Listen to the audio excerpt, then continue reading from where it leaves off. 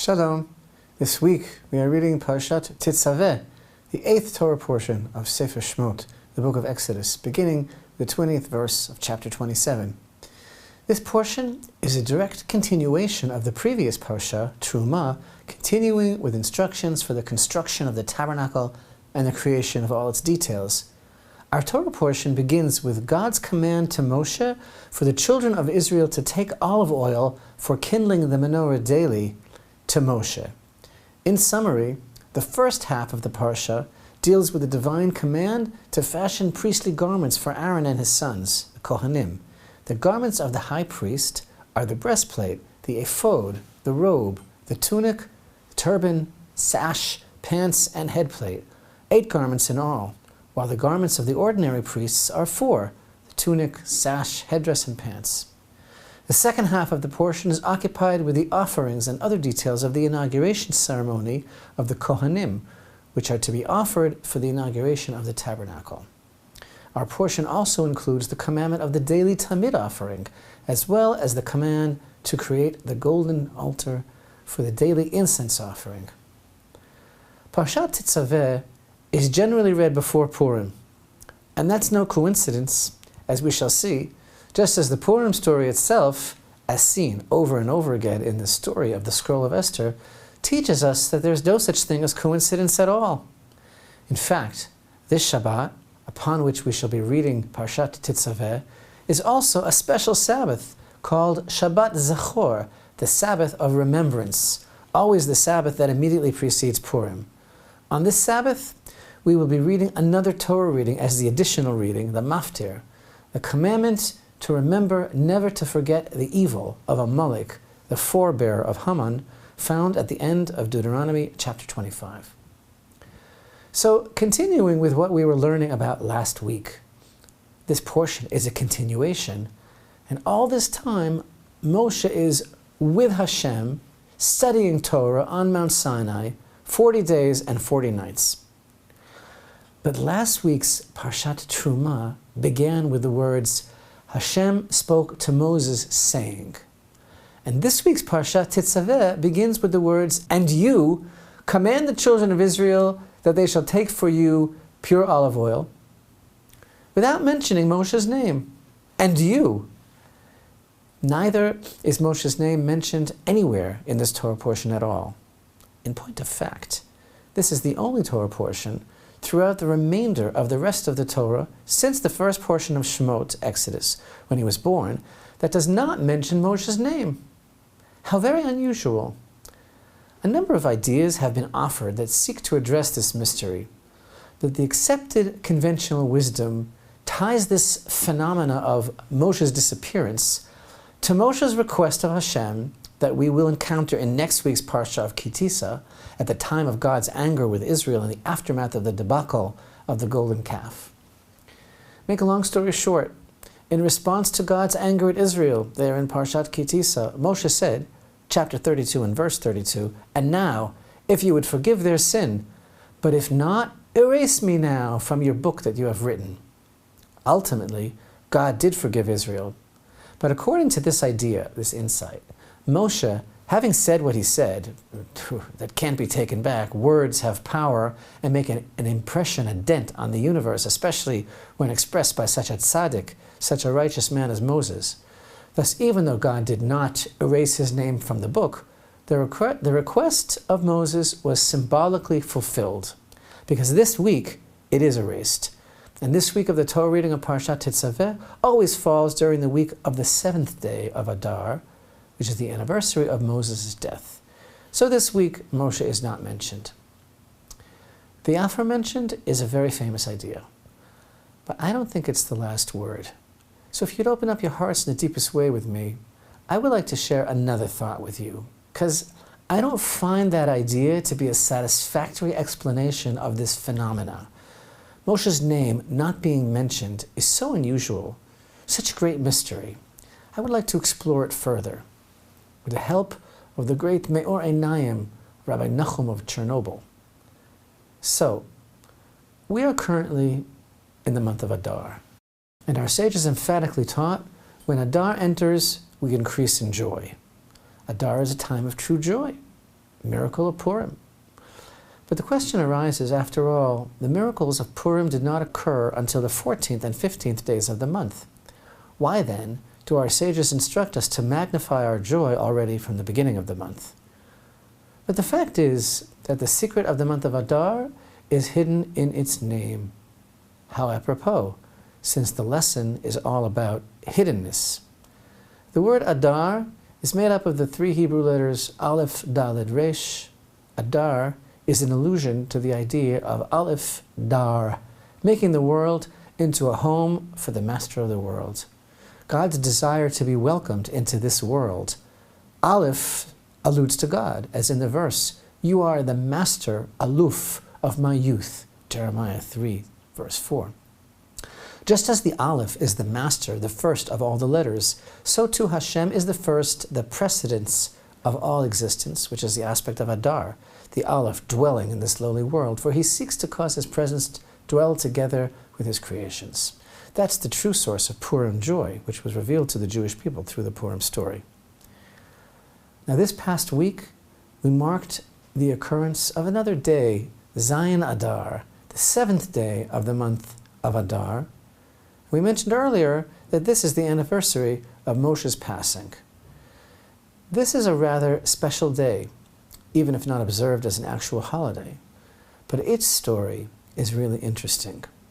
Open up your heart in the deepest way and listen to this. See, the wicked Haman did a lottery. That is the meaning of the Hebrew word Purim, lots. He threw lots for every day and month of the year to determine what day would be most auspicious to slaughter all the Jews. He determined that the best, the most successful day would be in the month of Adar, because this is the month of the passing of Moshe Rabbeinu. Moses passed away on the 7th day of Adar. Therefore, he reasoned, this is a very unlucky time for the people of Israel, the time they lost their beloved teacher, whose merit protected them while he was alive. The trouble is, say our sages, there was only one problem with his grand plan. He didn't know that Moshe was also born on the 7th day of Adar. Oops. As is the way with the perfectly righteous, Moshe lived a complete life to the day. So it's actually a very auspicious time for the people of Israel. In fact, the day before the 7th of Adar, 6th day of Adar, which occurred this week, Moshe completed his recitation of the book of Devarim, Deuteronomy, which he began on the first day of Shvat. Then he wrote down all 5 completed books as dictated to him by the Almighty. And the scroll was placed into the Ark of the Covenant next to the tablets of the law. All this was in preparation for his death.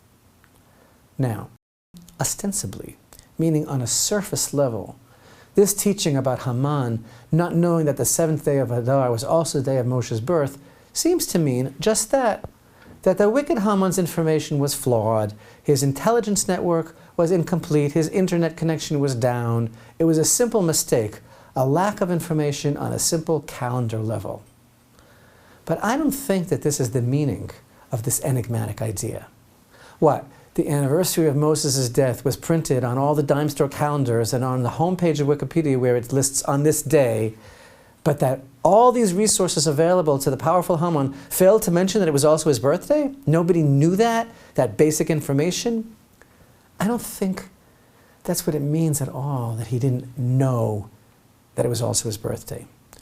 I think our sages are telling us with their inimitable holy insight, not that Haman didn't know that Moses died on the same day that he was born, but that Haman didn't understand what it means that Moses was born on the same day that he died. As the Holy Zohar teaches, Moshe's influence is felt in every generation. Moshe's essence is the aspect of the knowledge of each and every Jew deep down in his or her acquisition of the knowledge of Torah. His essence is the aspect of the collective wisdom of Israel. And every single individual of the nation has some small spark of Moshe's intellect which aids in the acquisition and understanding of Torah, each person according to his or her level. Because Moshe was the master, the selfless teacher of all of Israel, whose dedication, whose selflessness was so great that he was able to say, if you don't forgive them, erase my name from your book. I can't be without them. I would rather have never been here at all, if not for my people Israel.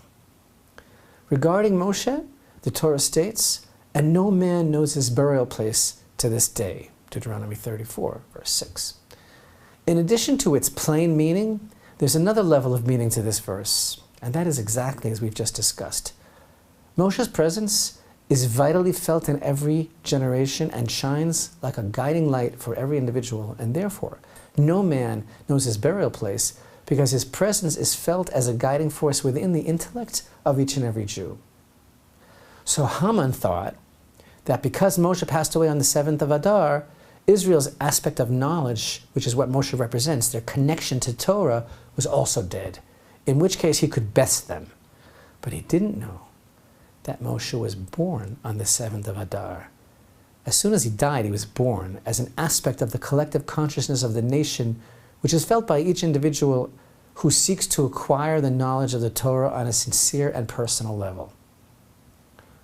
And so too in our Torah portion. Open up your heart in the deepest way.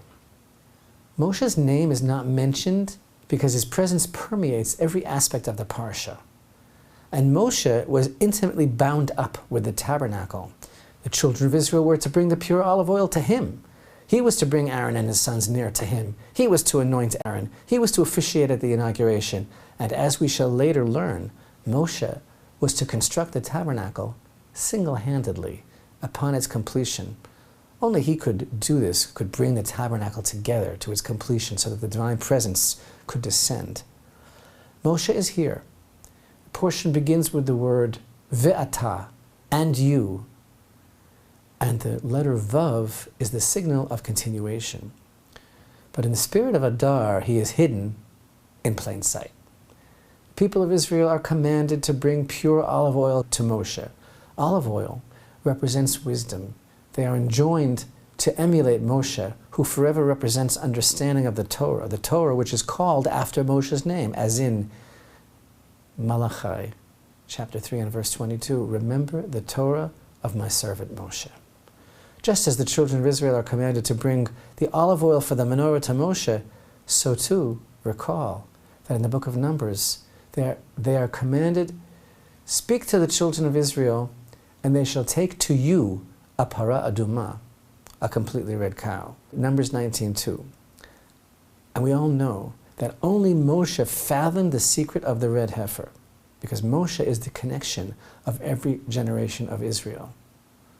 So I guess the joke is on Haman. Oops. And we find another teaching of our sages. Rav Elazar taught, when a person has knowledge, it's as if the Holy Temple was built in his generation. As we have seen, Moshe represents knowledge. Thus, this teaching is another enigmatic allusion to the connection between Moshe and the Holy Temple. Indeed, Moshe, representing the intellect, the collective wisdom of the people of Israel and their desire for Torah knowledge, Moshe forever has an inexorable bond to the Holy Temple, God's ultimate request of the people of Israel. Let me in, so that I can be for you a God. As we read in this week's Parashat Tetzaveh, I shall set my meeting there with the children of Israel, and it shall be sanctified with my glory. I shall sanctify the tent of meeting and the altar, and Aaron and his sons shall I sanctify to minister to me. I shall rest my presence among the children of Israel, and I shall be their God. They shall know that I am Hashem their God, who took them out of the land of Egypt, to rest my presence among them. I am Hashem their God.